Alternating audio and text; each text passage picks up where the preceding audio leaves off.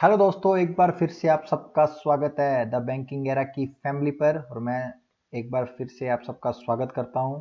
और जो जो पर्सन पहली बार वीडियो देख रहे हैं तो उनको मैं बता दूं कि इस वीडियो के थ्रू मैं आपको आरआरबी पीओ के अंदर जो जो क्वेश्चन आ सकते हैं अर्थमेटिक के, वो क्वेश्चन मैं इस सीरीज में करवा रहा हूँ। ठीक है। और ये जो क्लास है वो प्रैक्टिस सेट जो है वो 7 नंबर प्रैक्टिस सेट है। इससे पहले मैंने 6 सेट करवा दिए हैं, तो जिन जिन ने नहीं देखे हैं तो वो देख लिए जाके, ठीक है, देख लेना। और अभी मैं आपको प्रैक्टिस सेट जो है 7 नंबर करवा रहा हूँ। तो चलिए आज की क्लास को स्टार्ट करते हैं। और जिन्होंने लाइक नहीं किया है, सब्सक्राइब नहीं किया, तो सब्सक्राइब कर देना। ठीक है। तो चलिए आज की क्लास का पहला सवाल स्टार्ट करते हैं। तो चलिए पहला क्वेश्चन आपके सामने आ गया, जल्दी से कीजिए। क्या बोल रहा है क्वेश्चन में? ये बोल रहा है कि एक बैग में 1 रुपये 50 पैसे और 20 पैसे के 496 सिक्के हैं। ठीक है, क्या है? सिक्के हैं। यदि कुल मूल्य का अनुपात सभी को 1 रुपये के सिक्के और 50 पैसे के और 20 पैसे के सिक्के जो हैं वो हैं 6:5:3। ठीक है, समझ गए?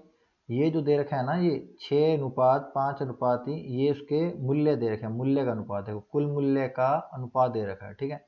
और पूछ क्या रहा है? पूछ रहा है कि 20 पैसे के कितने सिक्के होंगे। सिक्के पूछ रहे, ध्यान रखना ना। और अपने को अनुपात जो दे रखा है वो किसका दे रखा है? कुल मूल्य का अनुपात दे रखा है। ठीक है। तो बताओ क्या आंसर आएगा इसका, जल्दी से बताइए बताइए क्या आंसर आएगा। बैग में जो सिक्के हैं टोटल कितने हैं? 496 हैं। और प्राइस क्या उसका कितना है? 6:5:3 दे रखा है। ठीक है। तो चलिए 20 का बताइए, 20 पैसे के सिक्के कितने होंगे, जल्दी से बताओ। 20 पैसे के सिक्के कितने होंगे?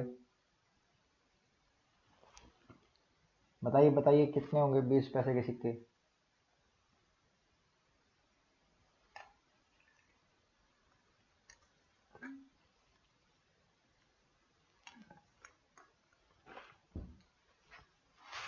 चलिए करते हैं। ठीक है। उसने क्या रखा है? 1 रुपये का, यहाँ एक लिख लेते हैं, यहाँ 50 पैसे, यहाँ 20 पैसे। ठीक है। ये जो सिक्के दे रखे हैं कि उसका, उसमें टोटल कितने हैं? सिक्के हैं टोटल 496। ठीक है। टोटल सिक्के कितने हैं? 496 दे रखे हैं। ठीक है। अब वो बोल रहे हैं मूल्य, मतलब प्राइस। प्राइस का रेशियो कितना है?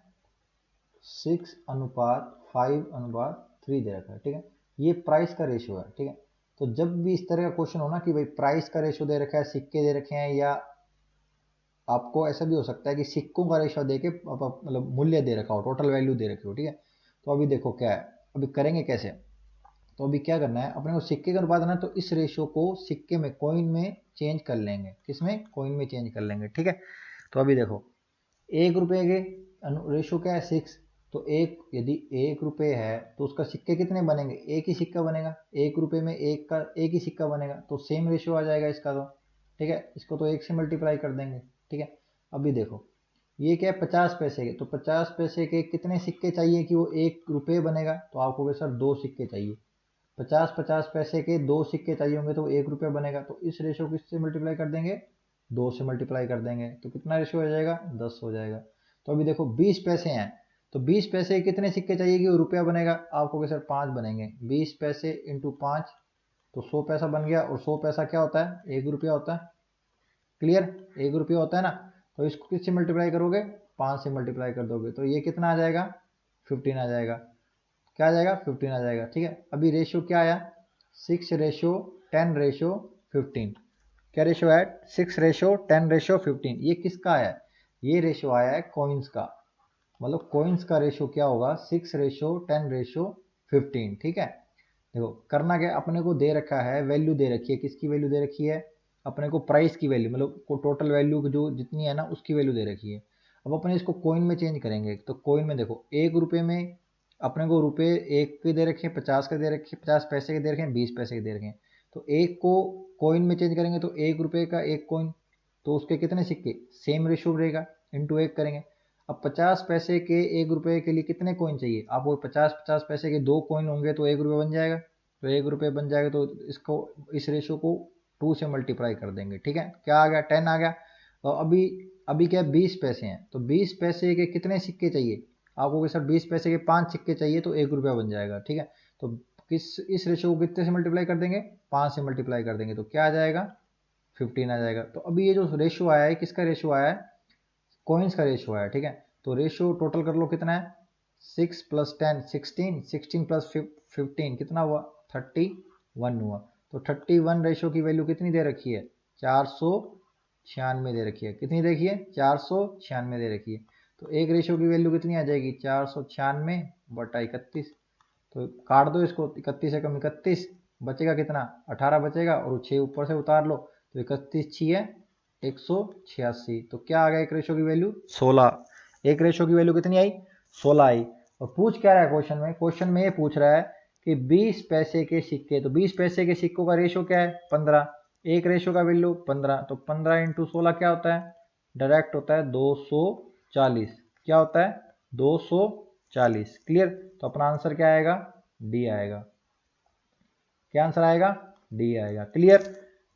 जिन जिन का भी डी आंसर आया बहुत बढ़िया, कि उन्हें सिक्कों वालों का कॉन्सेप्ट क्लियर है। देखो ये उल्टा भी दिया हो सकता है क्वेश्चन में, आपको यहाँ वैल्यू दी होगी और ये सिक्के दिए होंगे। अभी इन्होंने सिक्के दे रखे हैं और टोटल वैल्यू प्राइस जो ये है ना, ये सिक्कों का रेशियो है और ये टोटल का दे रखा है, ठीक है। तो ध्यान में रखना, जब प्राइस का रेशो दिया होगा तो अपने को रुपए में कन्वर्ट करना है। रुपए में कन्वर्ट के लिए जितने जितने कॉइन चाहिए रहेंगे ना, उतने उतने फैक्टर से मल्टीप्लाई करेंगे, तो वो जो रेशो बनेगा बाद में, ये जो रेशो बना है ये कॉइन्स का रेशो बन जाएगा। अब इस कॉइन्स के रेशो को इससे मतलब 496 जो रियल वैल्यू है इसको डिवाइड कर देंगे अलग अलग। और अपने को क्वेश्चन में पूछा है 20 पैसे के, तो 20 पैसे के रेशो कितना आएगा, 240। ठीक है जी, समझ में आ गया। तो चलिए अगला क्वेश्चन करते हैं बिना किसी देरी के। बताइए बताइए क्या होगा। अभी देखो ये दे रखा है मेंसुरेशन का है, लेकिन इसमें परसेंटेज का कॉन्सेप्ट लगेगा ना, है जरूर मेंसुरेशन का, लेकिन इसमें परसेंटेज का कॉन्सेप्ट है। क्या बोल रहा है कि एक जो मतलब रेक्टेंगल है उसकी जो लेंथ है वो कितनी इंक्रीज हुई, 25% इंक्रीज हुई, ठीक है। और उसकी जो ब्रेथ है मतलब चौड़ाई है वो कितनी कम हुई, 25% कम हुई है। यहाँ पे क्या है, इंक्रीज हुई है, यहाँ पे क्या हुई है, डिक्रीज हुई है। तो इसका जो क्षेत्रफल है मतलब एरिया पे इफेक्ट क्या आएगा, इफेक्ट का पूछ रहा है क्या आएगा। ऑप्शन दे रखे हैं +6.5, +5, नन ऑफ दीज, -5, -6.5। तो बताओ क्या आंसर आएगा। आपको मैं दोनों तरीके से बता दूंगा ना, बेसिक से भी बता दूंगा और मतलब जो फास्ट फॉरवर्ड जो उसका लॉजिक है वो भी बता दूंगा, ठीक है। दोनों से बता दूंगा जिससे कि आपको पता रहे, है ना।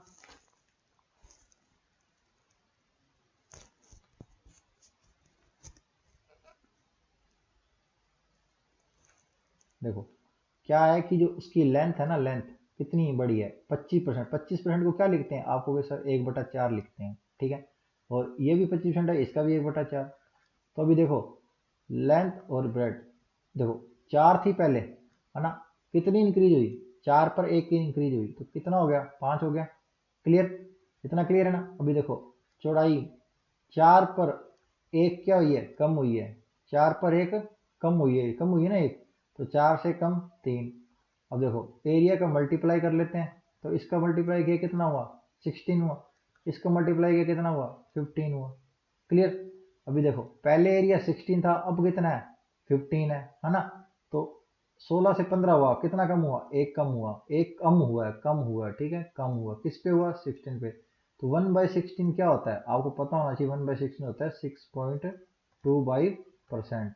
नहीं तो इसको इसका परसेंट से निकाल के देख लो, इतना ही आएगा। और आप साइन क्या लगाएंगे, कम हुआ है तो कम के लिए क्या लगाते हैं, माइनस। क्या लगाते हैं, माइनस, ठीक है। ये तो था बेसिक, मतलब ये था बेसिक, ठीक है। अभी देखो करते हैं कैसे, फास्ट फॉरवर्ड क्या है, अपने को फॉर्मूला पता है, एल इंटू क्या होता है, बी होता है। जब भी रेक्टेंगल का एरिया होता है एल इंटू बी होता है, ठीक है। तो इसमें क्या होता है, हमेशा सक्सेसिव परसेंटेज का जो सक्सेसिव मेथड है ना वही लगाते हैं, जो सक्सेसिव मेथड है ना वही लगाते हैं इसके अंदर। अब देखो देखते हैं लंबाई क्या हुई है, इंक्रीज हुई है, कितनी, 25%, तो प्लस का क्या कर दिया, 25। और यहाँ पे चौड़ाई क्या हुई है, 25 कम हुई है, तो माइनस का 25। अब आगे सक्सेसिव में क्या बोलते हैं, इन दोनों को मल्टीप्लाई करते हैं, तो प्लस माइनस का मल्टीप्लाई माइनस, और 25 × 25 कितना होता है, 625। और बट्टे में क्या आ जाता है, 100 आ जाता है, तो 100 से यहाँ से कटेगा तो यहाँ क्या आ जाएगी, 6। और आ रहा है ये माइनस, क्योंकि ये तो ये कैंसिल हो गया, तो माइनस का 6.5 क्या हो जाएगा, परसेंट हो जाएगा। तो आंसर क्या आ जाएगा, ई ऑप्शन आ जाएगा। क्या आ जाएगा, ई ऑप्शन आ जाएगा, ठीक है। क्लियर, इतना समझ में आ गया। देखो दोनों मेथड बता दिए। वैसे तो ये वाला मेथड आपको यदि समझ में आ गया तो ये बहुत बढ़िया है, ये मेथड आपको हर जगह काम देगा। स्क्वायर में भी काम देगा, इसमें भी काम देगा, कोई और ऑप्शन है तो उसमें भी काम देगा। मान लो परसेंटेज वाले में स्टैटिस्टिक मेथड आपको अच्छे से लगाना आता है तो ये बहुत अच्छा मेथड है, इससे जल्दी से जल्दी आंसर आ जाता है। ये भी अच्छा मेथड है, ये बुरा मेथड नहीं है, ये भी अच्छा मेथड है। वैसे देखा जाए तो यही लॉजिकल है ना, ये इसी से ये बना है। क्लियर, इसी से ही ये बना है। समझ गए? मैंने दोनों मेथड आपको बता दिए हैं, जो आपको मेथड जल्दी समझ आता है तो आप उस मेथड से कर सकते हैं। क्लियर, तो चलिए फिर अगला क्वेश्चन करते हैं। और अभी तक किसी ने लाइक नहीं करा है, शेयर नहीं करा है, तो जल्दी से शेयर कर दो, पहले शेयर कर दो, जहां जहां भी आपकी रीच है ना जल्दी से शेयर कर दो। तो चलिए अगला क्वेश्चन करें बिना किसी देरी के। चलिए बोट और स्ट्रीम का क्वेश्चन आ गया, जल्दी से करिए, क्या आएगा? बोट एंड स्ट्रीम का क्वेश्चन है, बताओ क्या आएगा?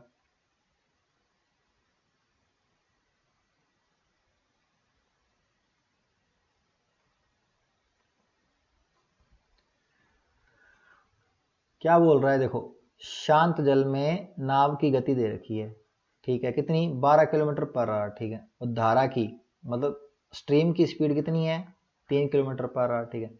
यदि एक नाव को जाने में और वापस आने में 8 घंटे लगते हैं, ठीक है जी, तो नदी की लंबाई, मतलब कितनी डिस्टेंस जाके आ रहा है, ठीक है, डिस्टेंस पूछ रहा है वो। मतलब मान लो एक यहाँ पे नाव है, ठीक है, ये नाव है, ठीक है, ये एक साइड से जा रहा है और यहाँ पे जाके वापस आ रहा है, ठीक है, यहाँ पे जा रहा है और यहाँ पे वापस आ रहा है। तो ये पूछ रहा है जो ये डिस्टेंस है ना, ये कितनी है, ये डिस्टेंस पूछ रहा है कितनी है। तो पहले मैंने आपको बताया था बॉक्स मेथड आपको याद होना चाहिए, मैंने बताया था कि बॉक्स मेथड आपको आना चाहिए। यहाँ पे शांत जल में चाल बताई थी, नाव की चाल बताई थी शांत जल में, यहाँ बताई थी धारा की चाल, यहाँ आएगी अनुकूल चाल और यहाँ आएगी प्रतिकूल चाल, ठीक है। वही धारा की कितनी है और शांत पानी में कितनी है? 12। धारा की कितनी है? 3। तो अनुकूल चाल कैसे निकालेंगे? इन दोनों को ऐड करते हैं और प्रतिकूल इन दोनों को माइनस करते हैं, ठीक है। चारों चालें आ गई। अभी देखो, अब देखो, ये सेम डिस्टेंस जा रहा है और सेम डिस्टेंस आ रहा है, मतलब डिस्टेंस क्या है? सेम है, ठीक है। जब डिस्टेंस सेम होती है, देखो स्पीड का फॉर्मूला क्या होता है? Distance upon time. डिस्टेंस क्या है? कांस्टेंट है। क्या है? कांस्टेंट है। तो स्पीड और टाइम का क्या हो जाएगा? Inversely proportional. तो स्पीड का रेशियो क्या है? अनुकूल का, मतलब डाउन स्ट्रीम अप स्ट्रीम की स्पीड कितनी है? 15 और 9 है। तो टाइम क्या हो जाएगा? ये स्पीड है तो टाइम क्या हो जाएगा? 9:15 हो जाएगा। मतलब रेशियो क्या आ जाएगा? 3:5 आ जाएगा। 3:5 आ जाएगा। और एक्चुअल में टाइम लग कितना रहा है टोटल? आपको क्या सर 8 घंटे लग रहा है। क्या लग रहा है? 8 घंटे। तो ये क्या है? 8 रेशियो है, 8 रेशियो है ना टोटल, 3 + 5 8, और 8 रेशियो की एक्चुअल वैल्यू 8 है, तो एक रेशियो की वैल्यू कितनी हो जाएगी? 1 हो जाएगी। तो ये 3 घंटे लेगा, ये 5 घंटे लेगा, मतलब डाउन स्ट्रीम जाने में 3 घंटे और अप स्ट्रीम आने में 5 घंटे। और एक्चुअल में डाउन स्ट्रीम की जो स्पीड है कितनी है? 15, और टाइम कितना ले रहा है? 3। तो अपने को डिस्टेंस निकालनी है, स्पीड इंटू टाइम क्या होगा? डिस्टेंस होगी। तो 15 × 3 = 45, 15 × 3 = 45। इधर करके देख लो, इधर भी सेम आएगी, 9 × 5 = 45, 9 × 5 = 45। तो क्या आंसर आ जाएगा? ऑप्शन नंबर 4, डी ऑप्शन आ जाएगा। क्या आ जाएगा? डी ऑप्शन आ जाएगा। कुछ नहीं है, मैंने क्वेश्चन के अंदर दे रखी है सिंपल, दोनों चालें दे रखी है, दोनों को ऐड किया तो डाउन स्ट्रीम की चाल आ गई, और दोनों को माइनस करा तो क्या बोलते हैं? प्रतिकूल चाल आ गई, अपस्ट्रीम की चाल आ गई। अब अपने को टाइम का डिवाइडेशन करना है कि दोनों आने जाने में टोटल टाइम दे रखा है 8 घंटे लगते हैं, तो दोनों चालों के अपोजिट कर देंगे तो टाइम का रेशियो बन जाएगा। क्यों बन जाएगा? क्योंकि अपने को दे रखा है कि एक सेम डिस्टेंस जा रहा है और सेम ही डिस्टेंस आ रहा है, तो डिस्टेंस तो कांस्टेंट होगी, तो स्पीड का जो इनवर्सली प्रोपोर्शनल है टाइम के। क्लियर? तो इनवर्सली प्रोपोर्शनल है टाइम के, तो ठीक है, तो पता लग गया टोटल रेशियो कितना है? 8, और रियल में वैल्यू कितनी है? 8, तो एक रेशियो की वैल्यू 1, तो अपने को पता लग गया 3 रेशियो की वैल्यू 3, 5 रेशियो की वैल्यू 5। एक्चुअल में डाउन स्ट्रीम की दे रखी है स्पीड 15 है, और एक्चुअल में कितना टाइम ले रहा है? 3 घंटे ले रहा है, तो 15 × 3 = 45, स्पीड इंटू टाइम। तो नदी की लंबाई कितनी हो गई? नदी की लंबाई होगी 45 किलोमीटर, ठीक है, क्योंकि अपने को जो दोनों की इकाइयां दे रखी हैं वो किलोमीटर प्रति घंटा में है। क्लियर? तो 45 किलोमीटर समझ में आ गया। तो चलिए फिर अगला क्वेश्चन करें बिना किसी देरी के। बताओ बताओ क्या आंसर आएगा?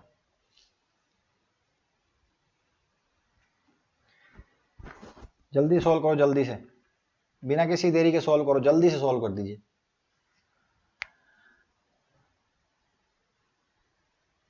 बताओ बताओ क्या आएगा।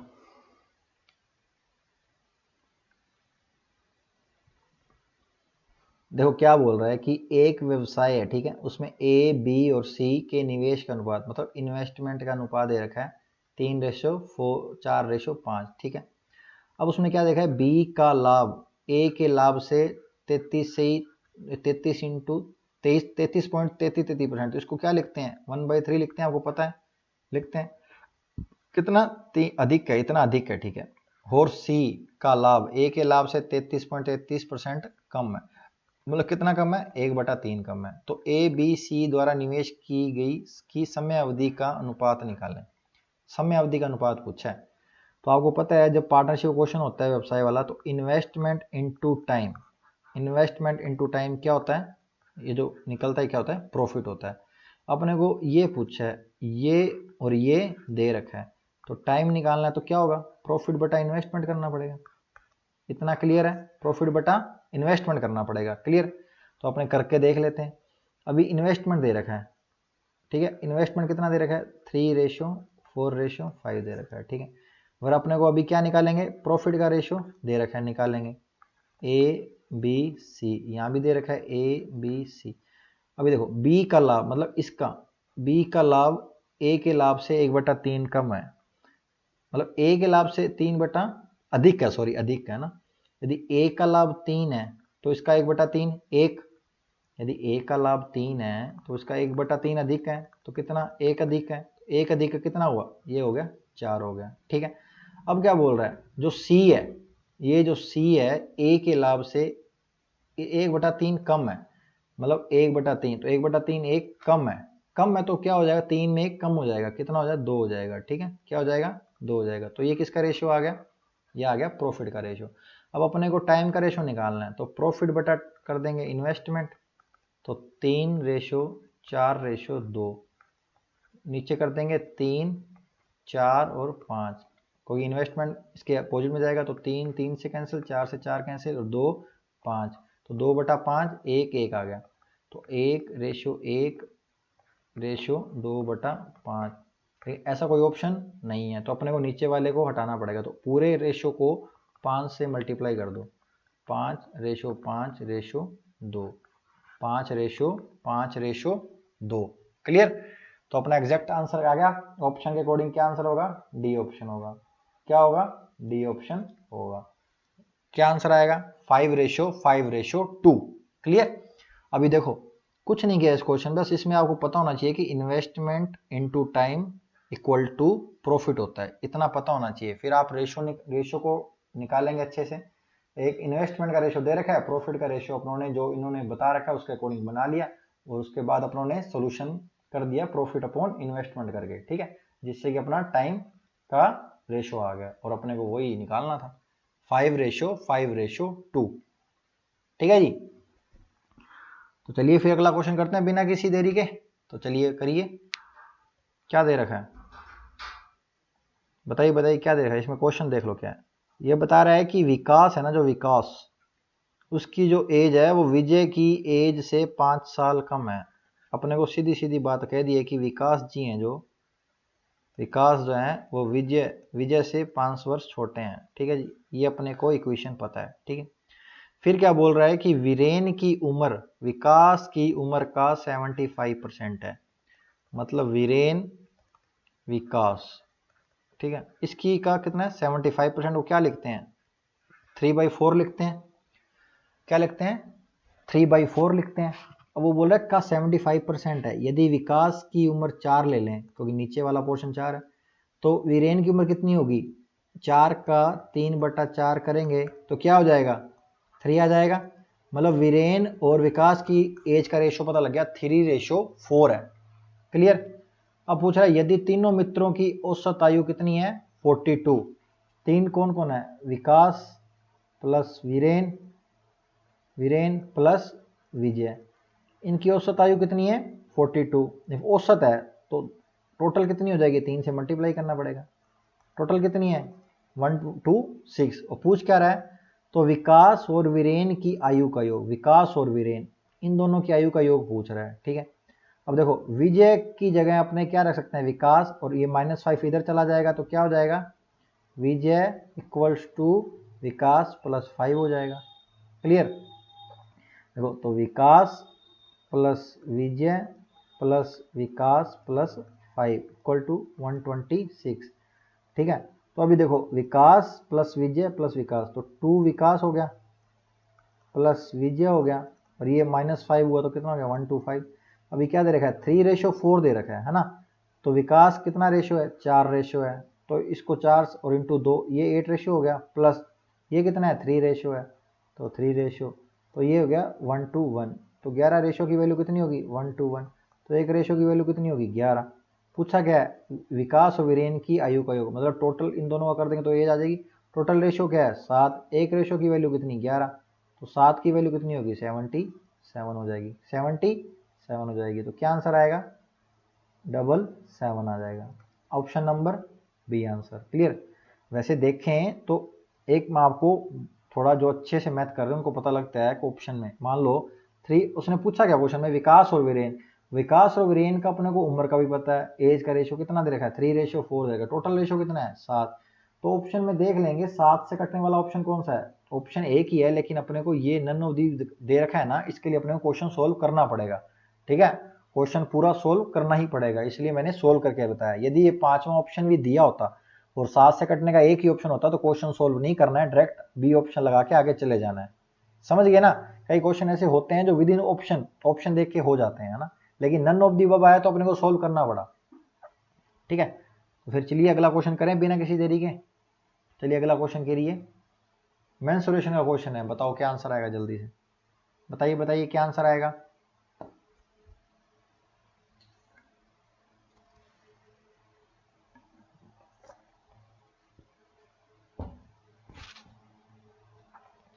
बताओ बताओ दोस्तों क्या आंसर आएगा, जल्दी से बताओ, बताइए बताइए क्या आंसर आएगा। चलो मैं क्वेश्चन पढ़ता हूँ ना, क्या बोला, 35 सेंटीमीटर त्रिज्या, देखो मैंने बोला था ना 7 का फैक्टर आया, देखो 7 का फैक्टर आया, त्रिज्या का एक वृत्ताकार तार एक आयत के रूप में मोड़ा जाता है, ठीक है, जिसकी लंबाई और चौड़ाई का रेशियो है 3:2। तो आयत की लंबाई, लेंथ ऑफ रेक्टेंगल पूछ रहा है, ठीक है। पहले क्वेश्चन को समझो क्या है, ये था एक वृत्त, ठीक है, जिसकी तार था ना उसकी त्रिज्या थी 35। अब ये तार को खोल के ना क्या बनाया गया है, आयत बनाया गया, ठीक है, जिसकी लेंथ और इसका रेशो दे रखा है 3:2, ठीक है।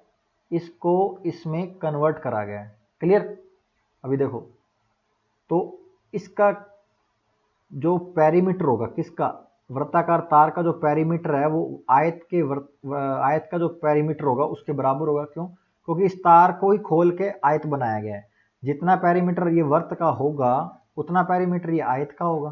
क्लियर है, इतना बात क्लियर है ना कि भाई एक वृत्ताकार तार था ना, उसका जितना भी पेरीमीटर होगा, क्योंकि एक वृत्ताकार तार को बस उसका फॉर्म ही चेंज करा है ना, कि भाई उसको आयत बना दिया है, ठीक है, तो उसमें चेंज कर दिया है, तो आवर्त का जो पैरामीटर होगा वही आयत का पैरामीटर होगा। क्लियर।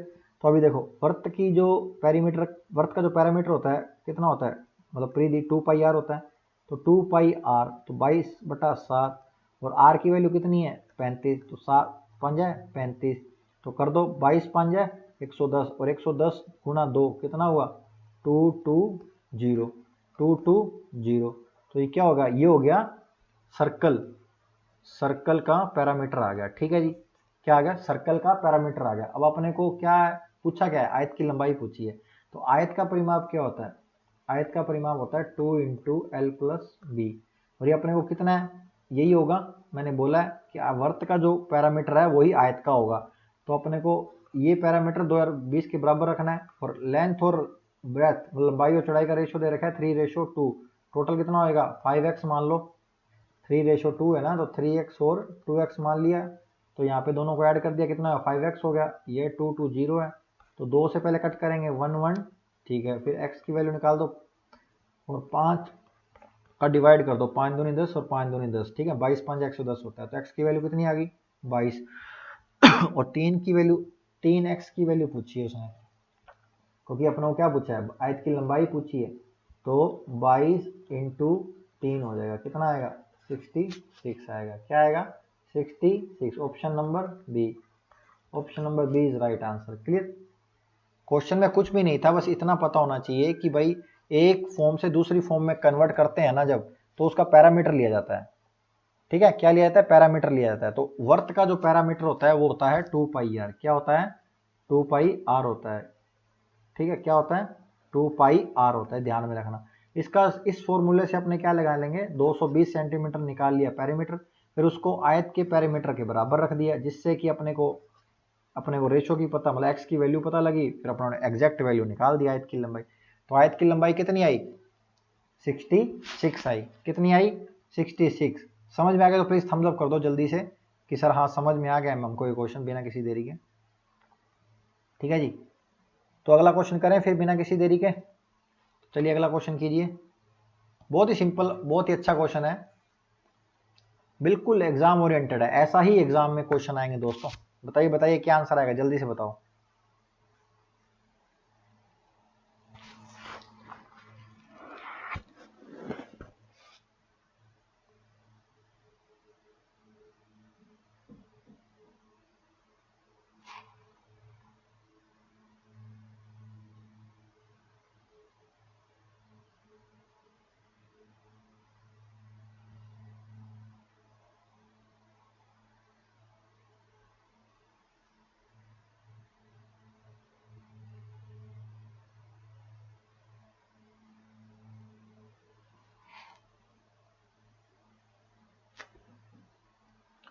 तो क्या बोल रहा है कि एक मिश्रण है ना दूध और पानी का, उसका अनुपात कितना है, 4:3।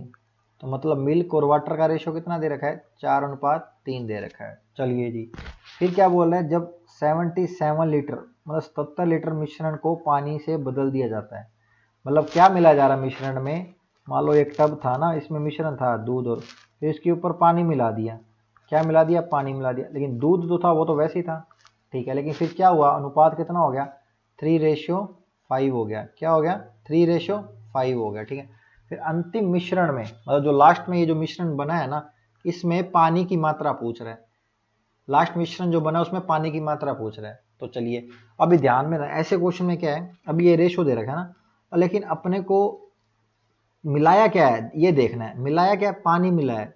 तो जो चीज मिलाई है ना उसी का रेशो चेंज होता है, उसी का ही रेशो चेंज होता है। लेकिन इसमें तो मिल्क का रेशो भी क्या हो रहा है, तो चेंज हो रहा है। तो सबसे पहले क्या करेंगे, मिल्क के रेशो को इक्वल करेंगे। तो इन दोनों को इक्वल करने के लिए अपने को क्या करना पड़ेगा, ये जो रेशो है इसको मल्टीप्लाई करना है 3 से, और ये जो रेशो है इसको मल्टीप्लाई करना है 4 से। इसको कैसे मल्टीप्लाई करना है, 4 से। तो क्या आ जाएगा, इसको लिख देंगे 12:9। इसको क्या लिख देंगे, 12:20। क्या लिख देंगे, 12:20। तो अब देखो क्या रेशो बन गया, 12:9, 12:20 बन गया। ठीक है, तो अभी ये मिल्क सेम सेम हो गया। तो अब ये जो रेशो बना है ना, ये बिल्कुल सही रेशो बना है। अब जो ये रेशो बना है बिल्कुल सही, क्यों, इसमें मिल्क चेंज नहीं हो रहा रेशो में। क्या चेंज हो रहा है, पानी चेंज हो रहा है। पानी कितना रेशो चेंज हो रहा है, 9 से 20 हुआ, तो 9 से 20 कितना चेंज हुआ, 11 रेशो चेंज हुआ। और एग्जैक्ट में रियल वैल्यू क्या दे रखी है, 77 लीटर चेंज, मतलब पानी डाला है। ठीक है, तो एक रेशो की वैल्यू कितनी हुई, 7 हुई। क्या हुई, 7 हुई। अब क्या पूछ रहा है, अंतिम मिश्रण में पानी की मात्रा पूछ रहा है। तो अंतिम मिश्रण में पानी की मात्रा कितनी रेशो में, 20, और रियल में कितनी है, एक रेशो की वैल्यू 7। तो 20 रेशो की वैल्यू कितनी होगी, 20 इंटू 7, क्या हो जाएगा, 140 लीटर। कितना हो जाएगा, 140 लीटर हो जाएगा। क्लियर। तो आंसर क्या आ जाएगा, ए ऑप्शन आ जाएगा। क्या आंसर आ जाएगा, ए आंसर आ जाएगा। क्लियर। यही है, अपने को रेशो देखना है कि भाई रियल में क्या चीज मिलाई जा रही है। क्या मिलाया जा रहा है, पानी मिलाया जा रहा है। ठीक है, तो अपने वैल्यू क्वेश्चन में दे रखी है, रेशो में दोनों चेंज हुए। अपने को इस रेशो को पहले सही करना पड़ेगा। इसमें मिल्क का रेशो है ना जो, उसको मैंने इक्वल बनाया पहले, है ना। इसको 3 से मल्टीप्लाई करा पूरी को, और इस रेशो को मैंने 4 से मल्टीप्लाई करा।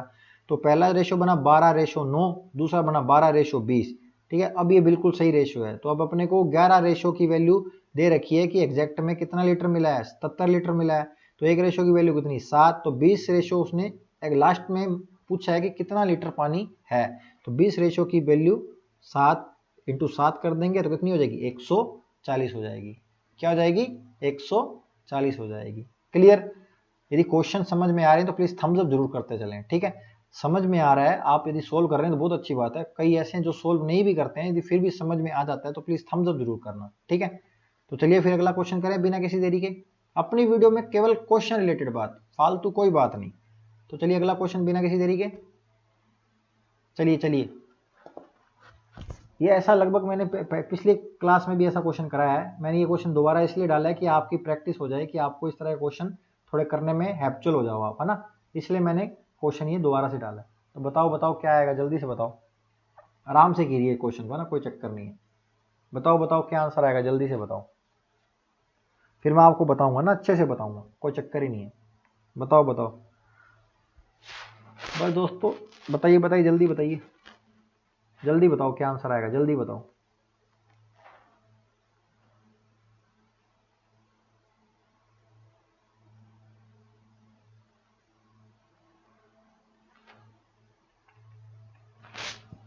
चलो मैं पढ़ता हूँ, फिर आप देखना मिलाना सही है। क्या बोल रहा है कि एक बैग है ना, उसके अंदर 15 लाल पेन है और 8 नीले पेन है, ठीक है। टोटल कितने पेन हुए, सीधा हुआ 23 पेन। फिर क्या बोला, यदि कोई छात्र बैग से 2 पेन निकालता है, ठीक है जी, 2 पेन निकालने हैं। ये क्या हो गया, अनुकूल स्थिति, बताया था ना मैंने। तो प्रायिकता ज्ञात कीजिए कि दोनों पेन अलग अलग कलर के हैं। क्या, दोनों पेन अलग अलग कलर के, तो पहले अनुकूल लिख लेते हैं। 23 में से 2 निकालना है। क्लियर, इतना क्लियर है, ठीक है। अब दोनों अलग अलग कलर के होने चाहिए। दोनों अलग अलग के कैसे होंगे, अपने को एक पेन लाल लेना पड़ेगा, एक पेन नीला लेना पड़ेगा, तभी दोनों अलग अलग कलर के होंगे। आप दोनों लाल ले लोगे तो भी नहीं हो सकता, दोनों नीले पेन लोगे तो भी नहीं हो सकता। अपने दोनों को अलग अलग कलर का लेना है, तो दोनों को एंड कंडीशन के साथ अलग अलग लेंगे, ठीक है। तो पहले 15 पेन है लाल, तो उसमें से एक लेना है, 15C1, एंड 8 में से एक लेंगे, 8C1। तो एग्जैक्ट ये अपनी एग्जैक्ट जो प्रायिकता आएगी ना, ये एग्जैक्ट वैल्यू उसकी। तो 15C1 क्या है 15, 8C1 क्या है 8। चलो इतना क्लियर है।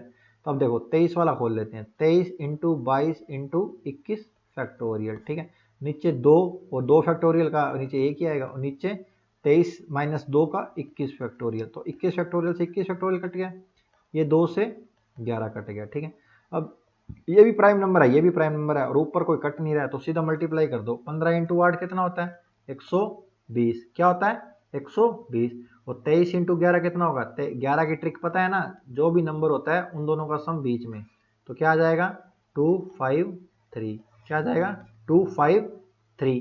तो क्या आंसर आएगा, ऑप्शन नंबर डी। ध्यान से क्वेश्चन करना ना, ऐसे ऑप्शन भी आते हैं कि 120 देखा सी लगा दिया, 235 देखा नहीं, कोई फर्क नहीं है, 235 और 253 था। तो ऑप्शन क्या आएगा 120/253।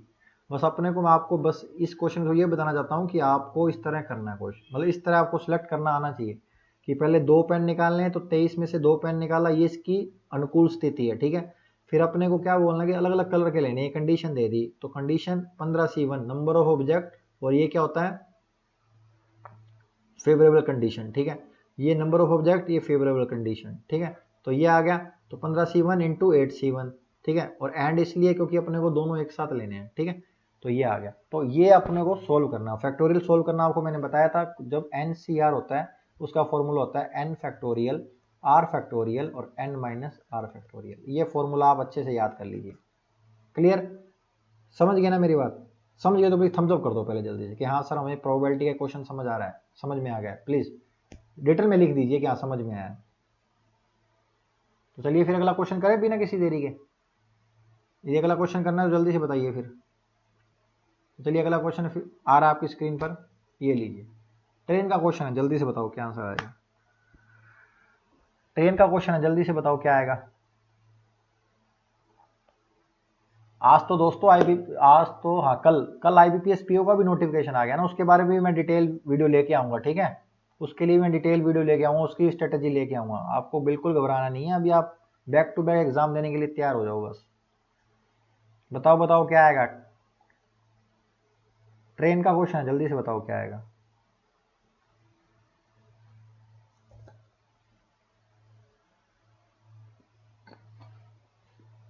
पानी खत्म हो गया यार।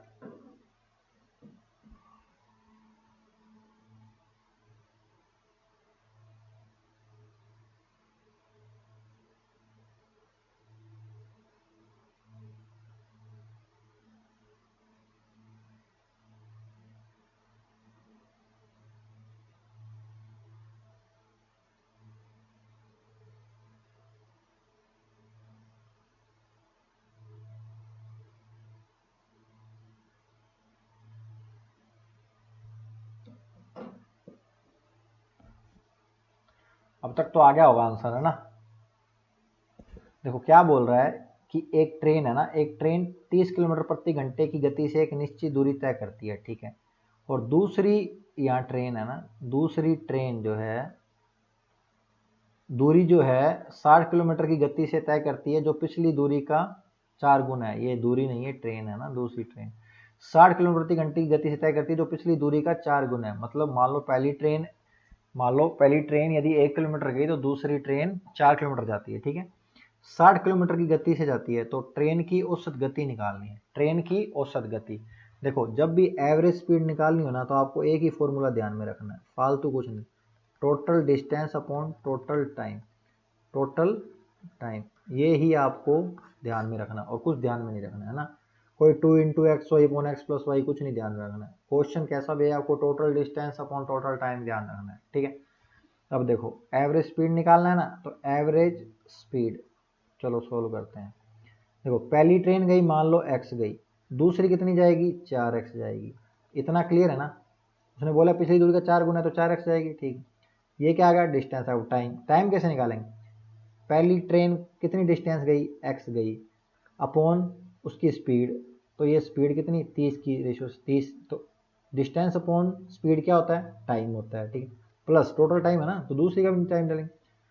दूसरी जो ट्रेन है वो कितनी डिस्टेंस गई, 4x गई, कितनी की स्पीड से गई, 60 की स्पीड से, तो ये क्या आ गया, ये आ गया टोटल टाइम, ठीक है। अब सोल्व कर लो, ऊपर तो हो गया 5x, ठीक है। नीचे ले लो एलसीएम, 30 इंटू 60 कर दो, तो देखो 60 करेंगे इससे मल्टीप्लाई, 30 करेंगे इससे मल्टीप्लाई, क्रॉस मल्टीप्लिकेशन होता है ना। तो 60 को x से मल्टीप्लाई किया, क्या आया, 60x है, प्लस 30 को 4x से मल्टीप्लाई किया, कितना आया, 120x आया, तो 5x हुआ, है ना। और ये नहीं क्या हुआ, 180x हुआ। अब ये जो है, ये ऊपर चला जाएगा मल्टीप्लाई में 5x के, तो 3 इंटू 60, पूरा मल्टीप्लाई नहीं करना है। कभी भी नंबर को बड़े मत करो, जितना छोटा कर सकते हो ना उतना छोटा रखो ना नंबर को, बड़े नंबर मत बनाओ। मैथ को जितने कम छोटे नंबरों में सोल्व कर सकते हो ना क्वेश्चनों को, उतना ही करो। अभी देखो ये x से x कट गया, चलो ये 0 से 0 कट गया, ये 3 से 6, 3 6 कटा, ये 6 से ये कट गया, तो ये 0 बचा और ये 50 बचा, है ना। तो क्या होगा ओवरऑल 50, ओवरऑल कितना है 50, तो क्या आंसर आएगा, बी। क्या आंसर आएगा, बी आंसर आएगा। क्लियर, समझ में आया ना। मैंने कुछ नहीं करा है, मैंने टोटल डिस्टेंस कराया है और ये टोटल टाइम कराया है, ठीक है। और कुछ नहीं, केवल कैलकुलेशन करिए आपको समझाने के लिए, ठीक है, और कुछ नहीं। और क्या आंसर आएगा, 50 आंसर आएगा। क्या आंसर आएगा, 50 आंसर आएगा। तो समझ में आ गया आपको, समझ में आ गया तो पहले थम्स अप कर दो जल्दी से, समझ में आ गया तो थम्स अप कर दो। तो दोस्तों आई थिंक ये लास्ट ही क्वेश्चन था, हाँ तो लास्ट क्वेश्चन था। तो दोस्तों देखो क्या है कि अभी मैं आपको बहुत छोटे छोटे सेशन इसलिए करवा रहा हूँ कि आपकी जो तैयारी है बहुत अच्छी, आप अपनी सेल्फ अच्छे से कर रहे हो ना। आप बहुत लिमिटेड टाइम में वीडियो देख लीजिए, अर्थमेटिक क्वेश्चन लगा के देखिए कि आपको आ रहे हैं कि नहीं आ रहे। बस इसलिए मैं छोटे छोटे सेशन, बड़े बड़े सेशन में बाकियों की तरह भी ला सकता हूँ, लेकिन मैं इसलिए नहीं ला रहा कि आपका जो मोस्टली टाइम है वो आपकी सेल्फ स्टडी में जाए। आप अपने मॉक्स पे एनालिसिस कीजिए, आप 3 से 4 मॉक लगाइए, 3 से 4 मॉक अब अभी भी नहीं लगा रहे हैं ना तो गलत कर रहे हैं। अभी भी 3 से 4 मॉक लगाइए, आप अपनी तैयारी को बूस्ट कर सकते हैं। और मैंने आपको पहले भी वीडियो में कहा है कैलकुलेशन अच्छे से कीजिए, कैलकुलेशन जितना अच्छे से करेंगे ना उतनी स्पीड बूस्ट होगी, ये बात मान लीजिए, मैं आपको बता रहा हूँ। जितनी ज़्यादा स्पीड आपकी कैलकुलेशन से बनेगी ना उतनी ज़्यादा स्पीड किसी से नहीं बनेगी। तो ठीक है, तो दोस्तों आप इसी तरह तैयारी करते रहिए। और एक बात और कि भाई जो दोस्त आके यहाँ पे वीडियो देखते हैं तो प्लीज़ सब्सक्राइब भी करिए कीजिए। मैं देख रहा हूँ कि वीडियो की जो सब्सक्राइबर और नॉट सब्सक्राइबर का रेशियो है ना वो बहुत इक्वल चल रहा है, मतलब 50% सब्सक्राइबर देखते हैं, 50% नॉट सब्सक्राइबर देखते हैं। तो प्लीज़ सब्सक्राइब जरूर करें ना वीडियो को। तो ठीक है, अब आप अपना ख्याल रखिए और मिलेंगे नेक्स्ट वीडियो में। तब तक के लिए जय हिंद जय भारत, ठीक है, बाय।